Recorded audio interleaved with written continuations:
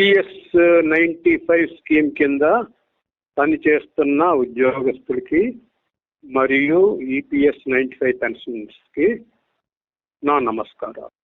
ఈరోజు మనం ఏంటంటే హయ్యర్ పెన్షన్కి ఎవరైతే ఆన్లైన్లో ఆప్షన్ ఇచ్చారో as per the judgement of honourable supreme court of 4th November 2022 వాళ్ళు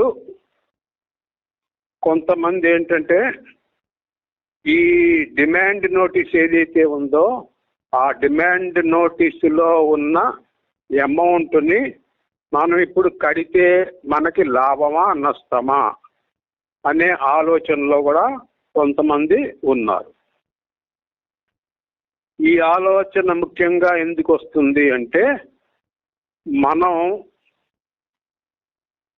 ఈపీఎస్ 95 స్కీమ్ ప్రవేశపెట్టబడిన తర్వాత అంటే 16/11/95 తర్వాత 28 February 1996 నాడు గవర్నమెంట్ ఆఫ్ ఇండియా పార్లమెంట్లో మేము హయ్యర్ పెన్షన్ ఇస్తామని అనౌన్స్మెంట్ చేశారు.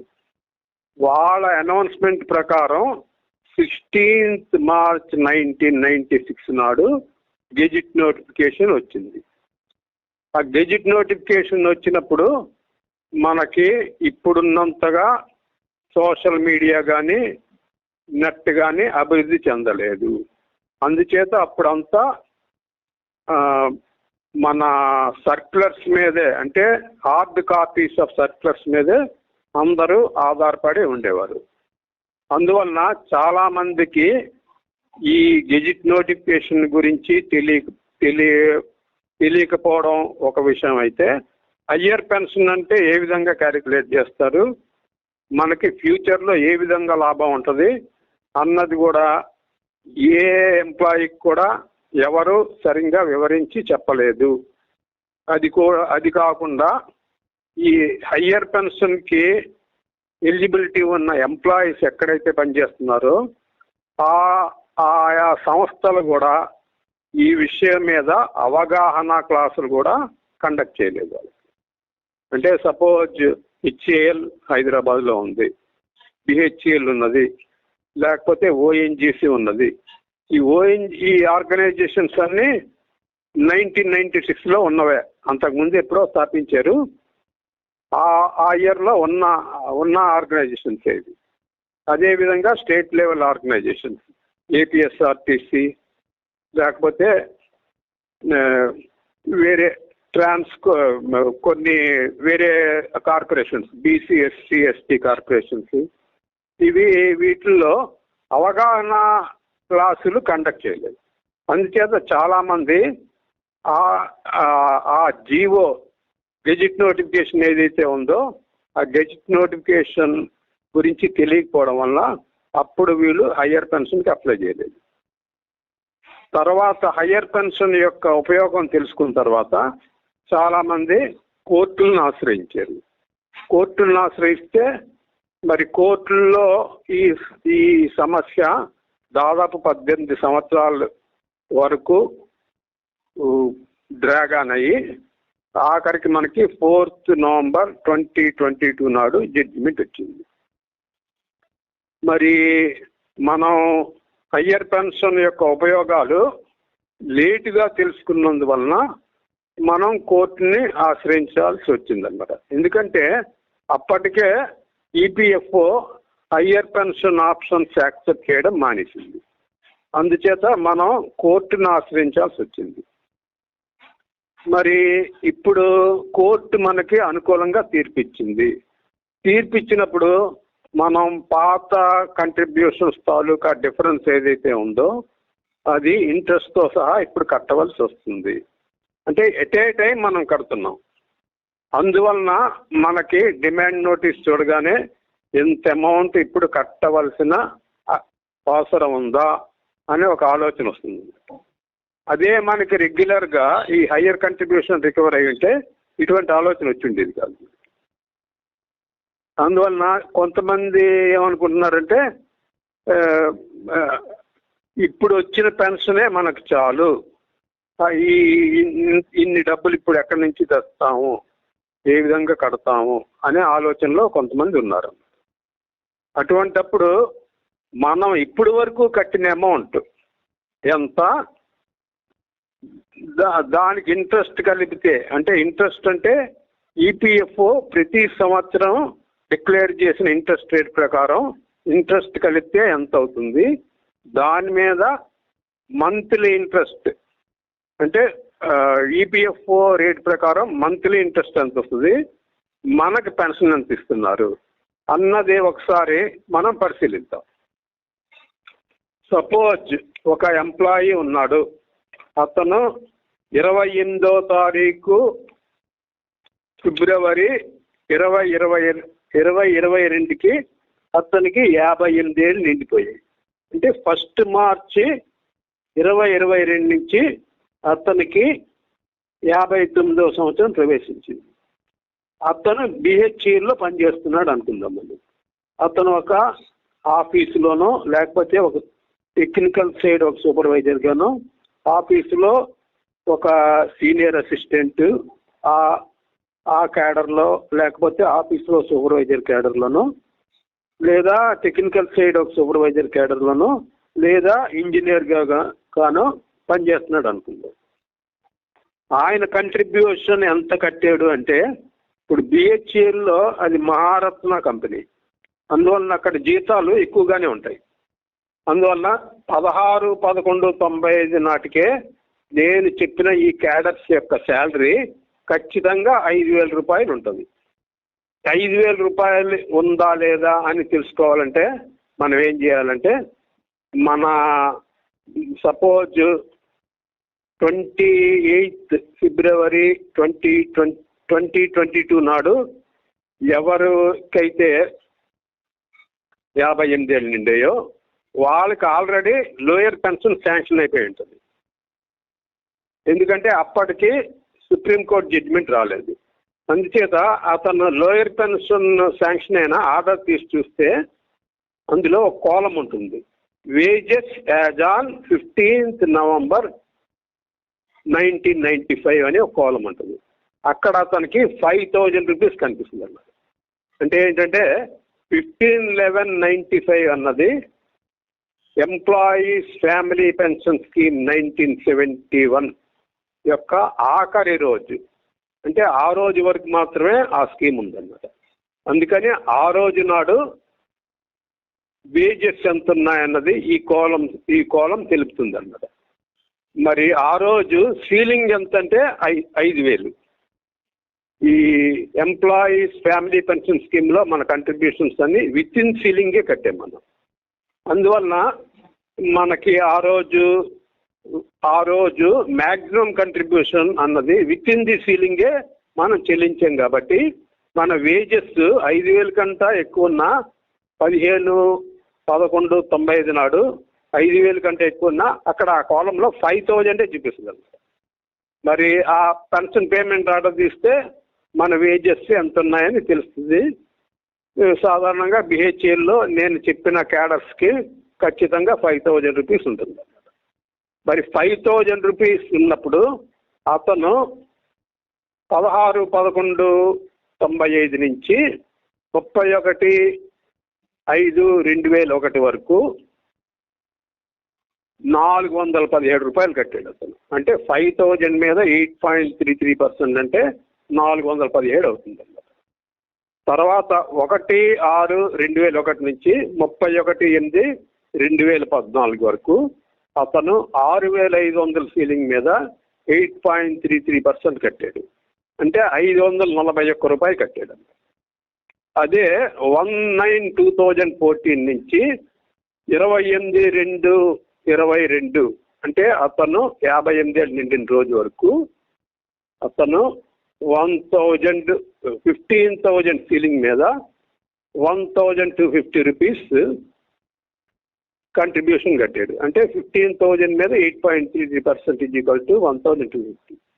ఈ విధంగా అతను 16/11/95 నుంచి 28/2/22 వరకు ఎంత కంట్రిబ్యూషన్ కట్టాడు? టోటల్ కంట్రిబ్యూషన్ అంటే 2,25,980 రూపాయలు.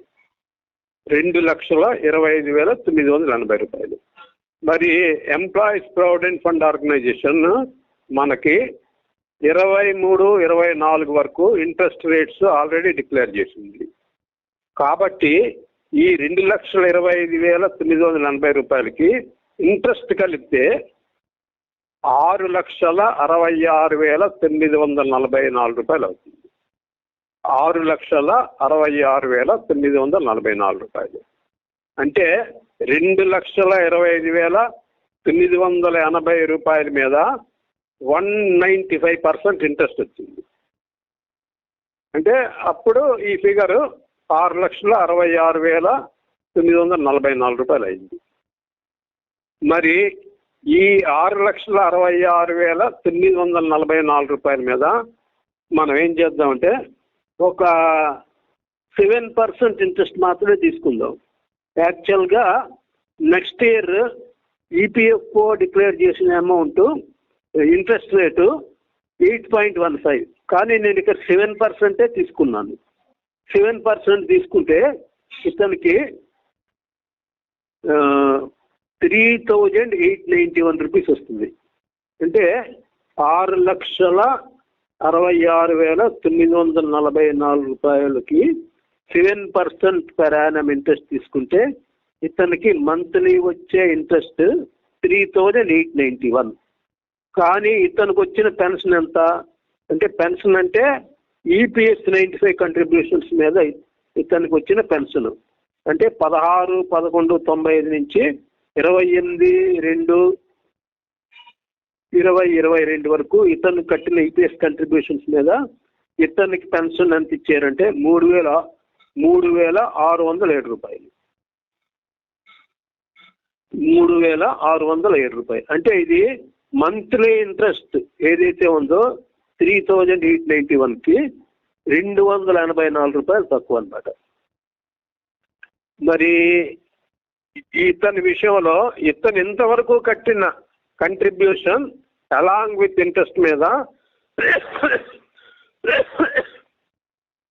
ఇతనికి వస్తున్న పెన్షన్ సమంజసమైందా కాదా అని కూడా అతను ఒకసారి ఆలోచించుకోవాలి. ఎందుకంటే ఇతను ఇప్పటి వరకు కట్టిన అమౌంట్ మీద అతనికి మంత్లీ ఇంట్రెస్ట్ కూడా పెన్షన్ రూపంలో రావటం లేదు. మంత్లీ ఇంట్రెస్ట్కి అతనికి 284 రూపాయలు తక్కువ వస్తుందన్నమాట. మరి ఈ 6,66,944 రూపాయలకి అతను కంట్రిబ్యూషన్ పే చేసినందువల్ల అతనికి ఏమైనా లాభం ఉందా లేదా అన్నది అతను ఆలోచించుకోవాలి. అంటే ఏంటంటే ఆల్రెడీ ఈ అమౌంట్ రికవర్ అయిపోయింది కాబట్టి శాలరీలోనూ అతనికి విచారమే లేకపోవచ్చు. ఎందుకంటే నాకు ఆల్రెడీ రికవర్ అయిపోయింది కాబట్టి నాకు ఇప్పుడు నేను కొత్తగా కట్టవలసిన పనే లేదు అని అనుకోవచ్చు. కానీ మరి అతనికి కట్టిన అమౌంట్కి అతనికి రావాల్సిన పెన్షన్ వస్తుందా లేదా అన్న ప్రశ్న కూడా అతను వేసుకోవాలి కదా. ఆ విధంగా వేసుకుంటే అతనికి తేలింది ఏంటంటే దీని మీద మంత్లీ ఇంట్రెస్ట్ ఈవెన్ మినిమం 7% వేసుకున్నా అతనికి ఎంతైతే ఇంట్రెస్ట్ వస్తుందో దానికంటే తక్కువ పెన్షన్ వస్తుంది అన్నమాట. మరి ఈ విషయం కూడా మనం డిఫరెన్స్ ఆఫ్ అమౌంట్ కట్టేటప్పుడు ఆలోచించుకోవాల్సిన విషయం ఉందన్నమాట. అంటే ఏంటంటే మనం కట్టిన అమౌంట్ ఇంతవరకు కట్టిన అమౌంట్ మీదే మనకి పెన్షన్ రావాల్సినంత రావటం లేదు. మరి అటువంటిప్పుడు డిఫరెన్స్ కట్టి హయ్యర్ పెన్షన్ తీసుకొని ఈ లాస్ని తగ్గించుకోవచ్చు కదా అన్న ఆలోచన ప్రతి ఒక్కరిలో రావాలన్నమాట. ఎందుకంటే హయ్యర్ పెన్షన్లో లాభం లేకపోతే మరి దేశం అంతా పెద్ద పెద్ద కంపెనీల్లో పబ్లిక్ సెక్టర్ అండర్టేకింగ్స్లో పనిచేసే వాళ్ళంతా చందాలు వేసుకొని పెద్ద పెద్ద లాయర్ని పెట్టి సుప్రీంకోర్టులో ఈ కేసుని నడిపించలేరు కదా వాళ్ళు. ఎందుకంటే లాభం లేకపోతే ఎవరు కూడా ఇంత డబ్బు ఖర్చు పెట్టి ఈ కేసు గెలిచే వరకు తుది వరకు ఎవరు పోరాడరు కదా. అందుచేత హయ్యర్ పెన్షన్లో డెఫినెట్గా లాభం ఉంది కాబట్టి మనం 18 ఏళ్ళు పోరాటం చేశాం. మరి హయ్యర్ పెన్షన్ గురించి 18 ఏళ్ళు ఎందుకు పోరాటం చేసామంటే మనకి pension up to ceiling loss కాబట్టి హయ్యర్ పెన్షన్ ఇస్తే ఈ లాస్ కవరప్ అవుద్ది అని మనం పోరాటం చేసాం. మరి పోరాటంలో మనం విజయం సాధించాం. విజయం సాధించినప్పుడు ఆ విజయాన్ని మనం సద్వినియోగం చేసుకోవాలి కదా. అందువలన డిఫరెన్స్ ఆఫ్ అమౌంట్ కట్టినందువలన నాకు లాభం ఉందా లేదా అన్నీ ఆలోచించుకునేటప్పుడు ఈ విషయాలన్నీ మనం ఒకసారి నెమరు వేసుకోవాలన్నమాట. ఇంకొక విషయం ఏంటంటే నేను ఇప్పుడు ఒక 20 లక్షలు 30 లక్షల్లో 40 లక్షల్లో కడతాను, కానీ నేను ఎన్ని రోజులు బతుకుంటానో నాకు తెలీదు అన్న ఒక ఆలోచన కూడా మనకు రావచ్చు. అది కూడా సమంజసమైన ఆలోచనే. కాకపోతే ఏంటంటే మన తదనంతరం మన నామినీకి మనకు వచ్చే హయ్యర్ పెన్షన్లో 50% ఆమెకి వస్తుంది అన్న విషయం మనం ఒకటి గుర్తుపెట్టుకోవాలి. అదే కాకుండా ఈవెన్ లోయర్ పెన్షన్లో కూడా ఈ విధమైన ఆలోచన కూడా మనకు రావచ్చు కదా. ఇప్పుడు మనం 6,66,000 కట్టామని మనం చెప్పుకున్నాం కదా మన అమౌంట్. 6,66,944 ఇప్పటి వరకు కట్టిన అమౌంట్ మీద కూడా మనకి పెన్షన్ తీసుకుంటున్నాం మనం. కానీ ఈ పెన్షన్ కూడా మనం ఎన్ని రోజులు తీసుకుంటాము, ఎన్ని రోజులు బతుకుతాం అని కూడా అన్ని ప్రశ్నలు కూడా వేసుకోవచ్చు మనం. ఎందుకంటే లోయర్ పెన్షన్కి హయ్యర్ పెన్షన్కి ఒకే విధమైన ఆలోచన మనం చేయొచ్చు. హయ్యర్ పెన్షన్ విషయంలో నేను ఎన్ని రోజులు బతుకుతానో అన్న ఆలోచన వచ్చినప్పుడు లోయర్ పెన్షన్ విషయంలో కూడా అటువంటి ఆలోచనే రావాలి మనకి. మరి లోయర్ పెన్షన్ విషయంలో మనం ఆ ఆలోచన అన్నది అంత ముఖ్యంగా తీసుకోవటం లేదు. హయ్యర్ పెన్షన్ విషయంలో మాత్రం మనం ముఖ్యంగా తీసుకుంటున్నాం అన్నమాట. అందుకని ఏంటంటే ప్రతి ఒక్కరూ డిమాండ్ నోటీస్ వచ్చిన తర్వాత అసలు ఈ హయ్యర్ పెన్షన్ గురించి 18 ఏళ్ళు ఎందుకు పోరాటం చేయవలసి వచ్చింది అంటే ఇందులో ఏదో లాభం ఉంటే కానీ ఎవరు 18 ఏళ్ళు పోరాటం చేయరు కదా. అందువలన ఖచ్చితంగా మనకి హయ్యర్ పెన్షన్ వలన లాభం ఉంటుంది అని ఒకసారి పాజిటివ్గా ఆలోచిస్తే మన నిర్ణయం మారడానికి అవకాశం ఉన్నది. తర్వాత మనము ఎన్ని రోజులు బ్రతుకుతాం అన్నది దైవాధీనం, దాన్ని మనం ఊహించలేము. అందువలన డిమాండ్ నోటీస్ వచ్చిన వాళ్ళంతా ఈ ప్రశ్న వేసుకోవాలి. ఏ ప్రశ్న అంటే నేను ఇంతవరకు కట్టిన అమౌంట్ మీద నాకు కరెక్ట్గా పెన్షన్ వస్తుందా, డిమాండ్ నోటీసులో వచ్చిన అమౌంట్ కట్టడం వలన నాకు ఇప్పటి వరకు జరుగుతున్న నష్టాన్ని పూడ్చుకోవచ్చు కదా అన్న ఆలోచన కూడా అతనిలో రావాలి. అందువలన డిమాండ్ నోటీసులు జాగ్రత్తగా మననం చేసుకోవాలి. అది కాకుండా కొంతమంది 2015లో 2016లో 58 ఏళ్ళు నిండిన వాళ్ళు ఉంటారు. వాళ్ళ విషయంలో కూడా ఏంటంటే వాళ్ళ విషయంలో కూడా ఈ ఏదైతే ఇప్పుడు లోయర్ పెన్షన్ వస్తుందో అది కూడా మంత్లీ ఇంట్రెస్ట్ కంటే తక్కువే.